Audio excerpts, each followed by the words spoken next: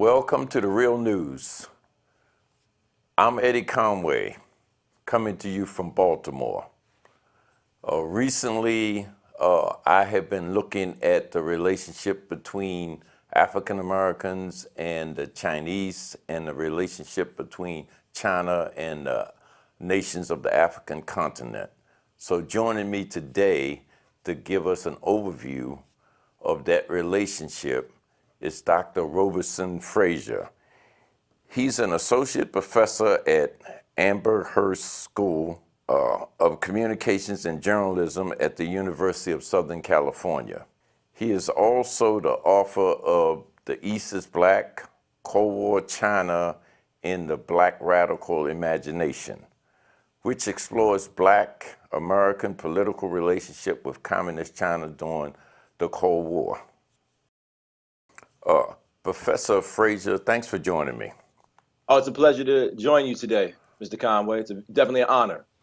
Okay, first I'd like to get an understanding. Why did you start studying the relationship between African Americans and China?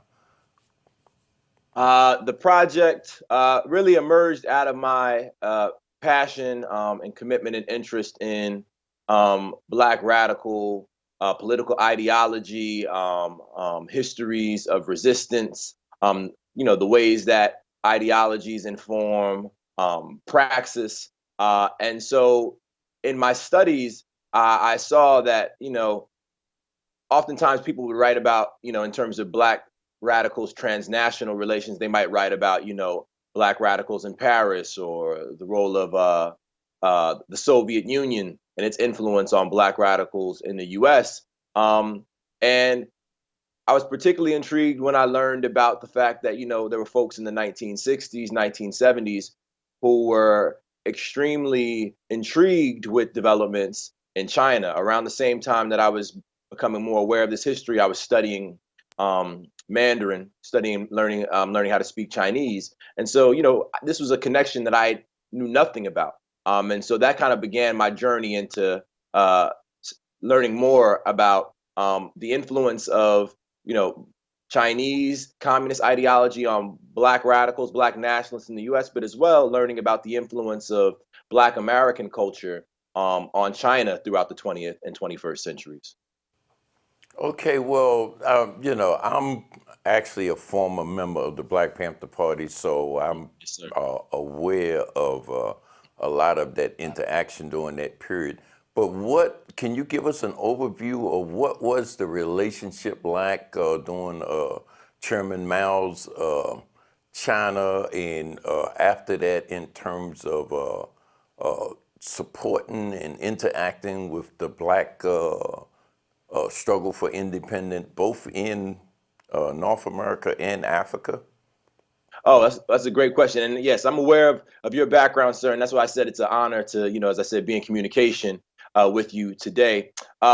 So, really, I mean, even in the 1940s, late 1930s, you have Black Americans like Paul Robeson drawing attention to China's plight for independence, to throw off the yoke of, Japanese semi-colonialism and imperialism in China, but as well, the yoke of Western foreign influence and ownership and use and exploitation of resources in China. So into the 1930s, you also are seeing these kinds of support for Chinese independence. And really, after the establishment of a independent communist government in China in 1949, the Chinese government really begins to prioritize expanding its influence, its relationships with national liberation movements in Asia and Africa, with kind of newly established independent governments throughout the continent of Africa, and also recognizing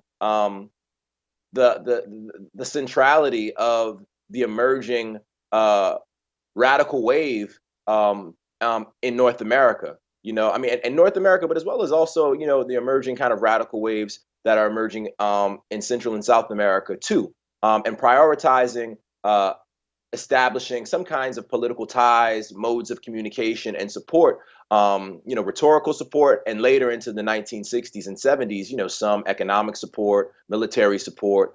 And this is even more so in relation to China's ties to Africa. But nonetheless, you really see it beginning in the 1950s, China identifying that, number one, Black Americans and other Americans of color are seeing and drawing connections between their plight against Jim Crow, racial segregation, economic exploitation, lack of access to public spaces and resources, community autonomy.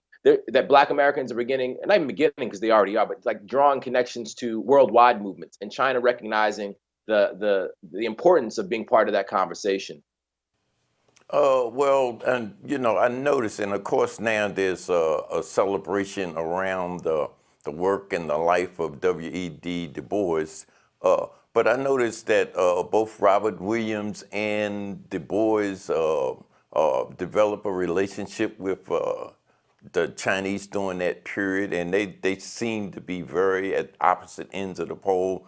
Du Bois, of course, was involved with the NAACP, while Robert Williams was involved. He was with the NAACP, but actually formed a self-defense gun club. How did China interact with both of those kind of personalities? Well, that's one of the things actually I talk about in my book, and so one of the things I think that's interesting about W.B. Du Bois is, I think in the, he's to some degree the ways that Du Bois sometimes gets talked about in U.S. popular culture today is similar to some degree to the ways that Dr. Martin Luther King Jr. gets represented in the kind of national popular imaginary. Like, folks will refer to Dr. Martin Luther King's, nonviolent civil disobedience kinds of positions, but not his more radical, anti-capitalist, workers' rights, positions, and his anti-war positions, towards the latter part of his life. And so with Du Bois, we also see, the ways that his kind of ties to the NAACP get referred to. But, by the time he's traveling to China in 1959, he's really kind of shifted far away from his ties to the NAACP, and is far more explicit in his support for socialism, for communism. By this point in his life, he's basically in the 1950s, he's basically like a national pariah, like he's had his passport taken away from him. The US government has prevented him from really earning a living and moving to different parts of the world to advocate in support of movements throughout the world. So by the time he travels to China in 1959, it's really, number one, a huge moment in his life. He's just received his passport back from the U.S. government. He basically travels over the course of a year, and he gets this invitation. He and his wife, Shirley Graham Du Bois, who's also an extremely notable, important, influential, radical, and feminist of that time period, whose name I think also, should kind of be constantly referred to when we think about the legacy of radical internationalism, that Americans and especially Black Americans have fostered.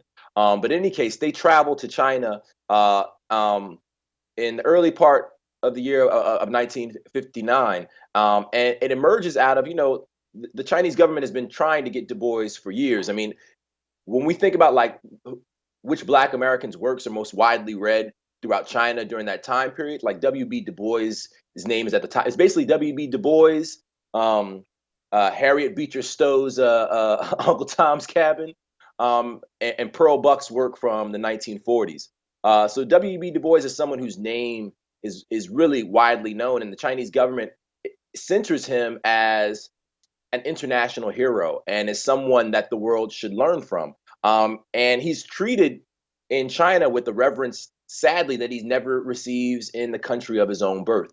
And while there, he's offered a glimpse. He and Shirley Graham Du Bois are offered a glimpse into, China's post-revolutionary phase. This is 10 years after the end of China's kind of civil war, and China's revolution. And he's basically able to get a sense of like China's first 10 years in terms of trying to become uh, economically independent and autonomous, and sovereign. He's able to get a glimpse of how the Chinese Communist Party is working to implement and foster, a workers-led uh, socialist kind of revolution in government. And so it's a particularly kind of unique and distinctive experience for him. He's also able to interact with, you know, uh, delegates from, newly independent African governments, and national liberation movements. And it's there that he believes that he's witnessing, everything that was kind of talked about at the Bandung Conference of 1955. He believes that he's witnessing the possibility of Asian African solidarity, Asian African um, economic mutual reliance. And this is the message that he shares in China as well as in his writings about this experience in the aftermath.